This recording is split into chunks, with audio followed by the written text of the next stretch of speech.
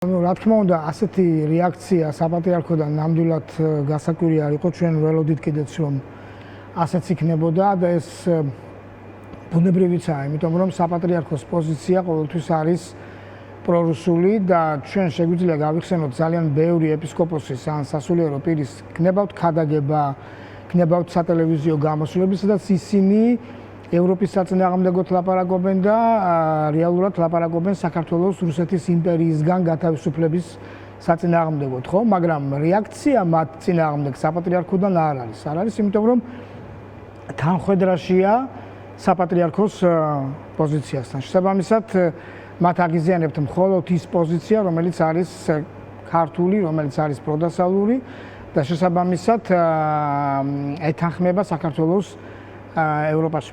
ევროპაში გაწევრიანებას. ეს ზუსტად მამა დოროთეს ქადაგებების წინააღმდეგ გალაშქრად საპატრიარქოს მხრიდან ნიშნავს ამას, რომ ისინი ეწინააღმდეგებიან აი ამ პროდასავლურ კურსს. მამა დოროთე ძალიან კარგია, რომ ამას ლაპარაკობს, ნამდვილად არ არის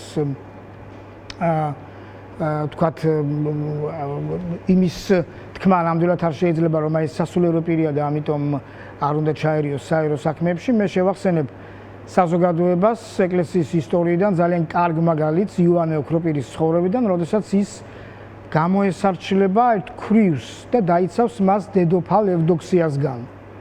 და შეეწირება კიდეც ამ ამბავს, მას ექსორიას მოუწყობენ და კონსტანტინოპოლის არქიეპისკოპოსი იყო, ხო? ეს არის მე-5 საუკუნის დასაწყისი. რას გვიჩვენებს ეს მაგალითი? გვიჩვენებს იმას, რომ სასულიერო პირი ყოველთვის უნდა იდგეს სიმართლის მხარეს. არ აქვს ამას მნიშვნელობა ეს იქნება სასულიერო თემა თუ ეს იქნება საერო თემა. აი ეს იციან კიდეც ბუნებრივია მათ ვინც ესაუბრება აქ მამა დოროთეს და სწორედ აქედან გამომდინარე ხომ არ ფიქრობთ რომ არის საყვედურიც მიმართული არა იმაზე იმდენად თუ რას ამბობ, არამედ სხვებს ნუ ამუნათებ. იქ იყო ერთი ასეთი ასე ვთქვათ წუხილი გამოხატული რომ სხვა სასულიერო პირები ვინც არ საუბრობენ იმათ რატომ ასე ვთქვათ აკრიტიკებ ასე საერთოდ. ხო, აკრიტიკებს, იმიტომ აკრიტიკებს რომ თუ კი სასულიერო პირი ხარ და უნდა იდგეს სიმართლის მხარეს, აუცილებლად უნდა დაიკავო იმ ახალგაზრდების პოზიცია, რომლებიც დღეს აბსოლუტურად უსამართლოდ არიან ციხეში, ხო? აი წარმოიდგინეთ ალექსანდრე გალდავა, მღვდელი, რომელიც პირდაპირ ამბობს ესე გაცხადებულად, რომ იცით მე არ ყოფილვარ პატიმრებთან და არც ვაპირებ იქ მისვლას. აი ამის თქმა სასულიერო პირისგან ნიშნავს იმას, რომ მე ვეწინააღმდეგები სახარებას, იმიტომ რომ ქრისტე ამას ამბობს, რომ პატიმარი ვიყავით და არ მოხვედით და არ მინახულეთო, ხო? და მით უმეტეს ასეთი პატიმრების, რომლებიც აბსოლუტურად უსამართლოდ და უდანაშაულოდ არიან ციხეში და თან რის გამო, ხო? საქართველოს დამოუკიდებლობისა და თავისუფლების ბრძოლის გამო და ამაზე სასულიერო პირი პირდაპირ. ეხლა ალექსანდრე გალდავას პოზიცია ადრეც ყოფილა ცნობილი, რომ ის საკმაოდ პრორუსია თავის შეხედულებებით და მისი პრორუსულ არხებზე გამოსვლაც ადასტურებს ამას, გარდა მისი აზრებისა. უკრაინის თემასთან დაკავშირებითაც მას ძალიან ესეთი აგდებული დამოკიდებულება ჰქონდა უკრაინის ეკლესიის ავტოკეფალიასთან და ჩვენ ეს ძალიან ბევრჯერ ვნახეთ მისი პოზიცია.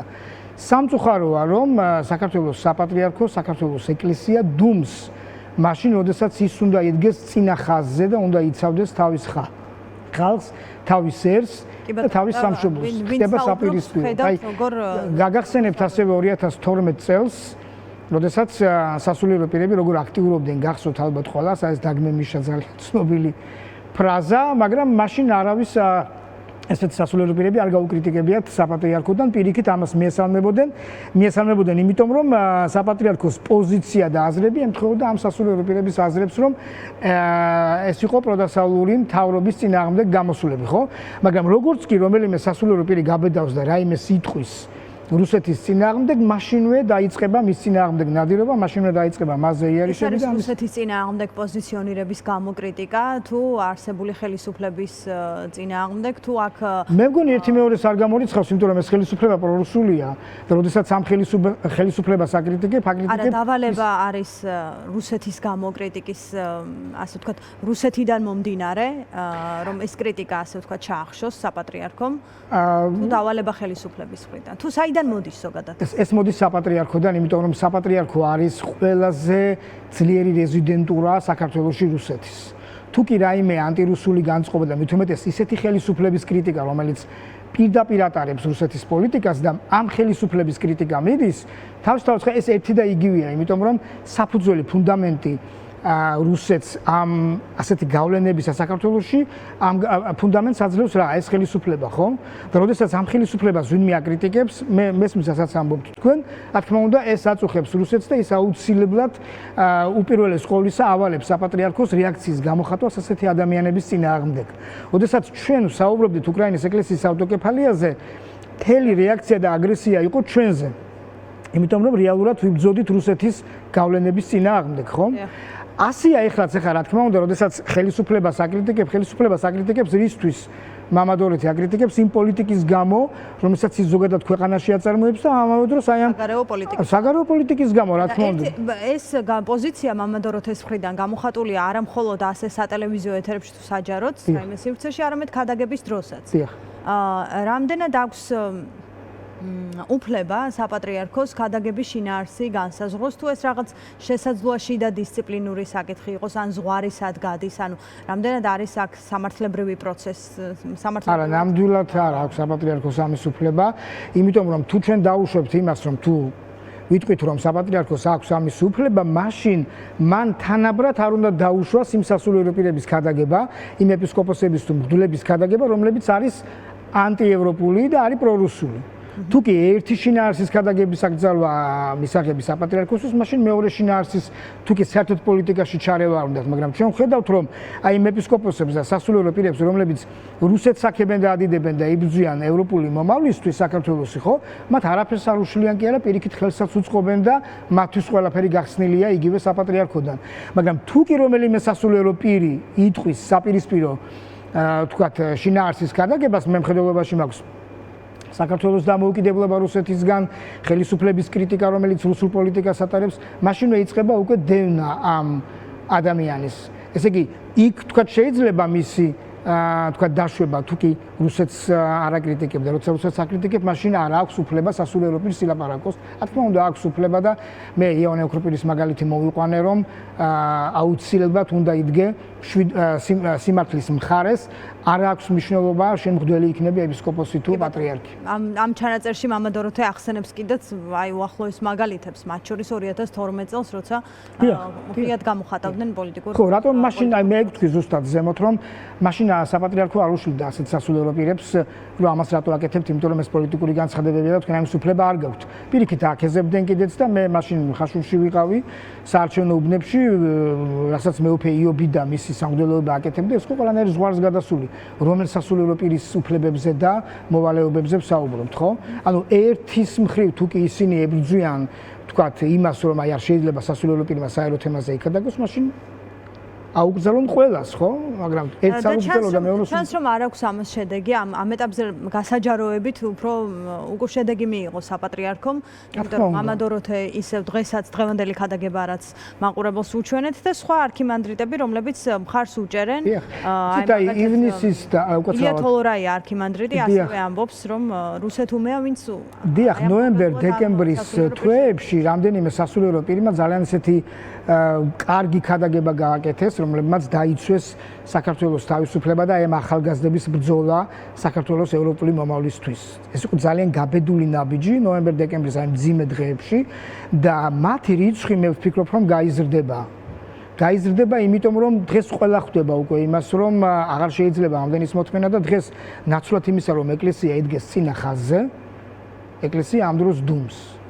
ეს არის ძალიან ცუდი და ძალიან აი ჩვენ რომ წარმოვიდგინოთ მაგალითად ადამიანი, რომელიც დგას ყველაზე დაჩაგრულ მდგომარეობაში და მის გვერდით მდგომი სასულიერო პირები მას დახმარების ხელს არ უწვდიან. იგივე სიტუაციაა, ხო, რაც თქვა ალექსანდრე გალდავამ განაცხადა, რომ მე არ მისვლა და არც ვაპირებ მისვლას.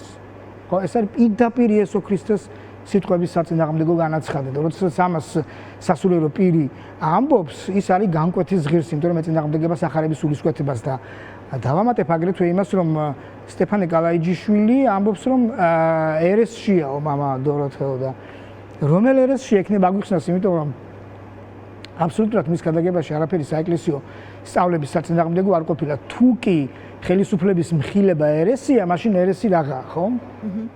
ბატონ გოჩა, თქვენ რუსეთზე დამორჩილებაზე საუბრობთ, მაგრამ ქვეყნის შიგნით როგორ წარმოჩნდება ახლა ეკლესია, ინსტიტუტი, რომელსაც ხელისუფლებები ემორჩილებიან ჩვენს ქვეყანაში თუ ეკლესია, რომელიც თავად ემორჩილება ხელისუფლებას და ამჟამად უკვე და აქაც ჩანს რომ ამჟამად უკვე თავად ექვემდებარება, იმიტომ რომ რამდენიმე წლის წინ ჯერ კიდევ ეკლესია ძალიან ბევრ რამეს აკონტროლებდა და საკმაოდ სერიოზული გავლენა ჰქონდა, მაგრამ ამ ხელისუფლების დროს, აი განსაკუთრებით კრებსების გამოსვლის შემდეგ, თამამად შეიძლება ითქვას, რომ ეკლესია რეალურად არის ხელისუფლების მორჩილი და ამიტომაც დიახ. აი, სხვათა შორის სოციალურ ქსელში იხსენებდნენ კიდეც ბოლოს ქართული ოცნების ინიციატივას მართლმადიდებლობის სახელმწიფო რელიგიად გამოცხადების შესახებ, რაზედაც კატეგორიული უარი იყო მიღებული. ხო, ეს იყო პიარ კამპანია ოცნების. პატრიარქოს მხრიდან. ეს იყო პიარ კამპანია ოცნების. და თან რა სურდა ამ თქვა სახელმწიფო რელიგიად გამოცხადებისა, რომ უფრო მეტად გააკონტროლებდა ხელისუფლება ეკლესიას და უფრო მეტად, ასე ვთქვათ, იქნებოდა მისი გავლენის ქვეშ. მაგრამ ეკლესია ამას შეეწინააღმდეგა, იმიტომ რომ თლათ მათი გავლენით ძალიან ბევრ რამეს დაკარგავდა ეკლესია და შესაბამისად ისინი ამას შეეწინააღმდეგნენ.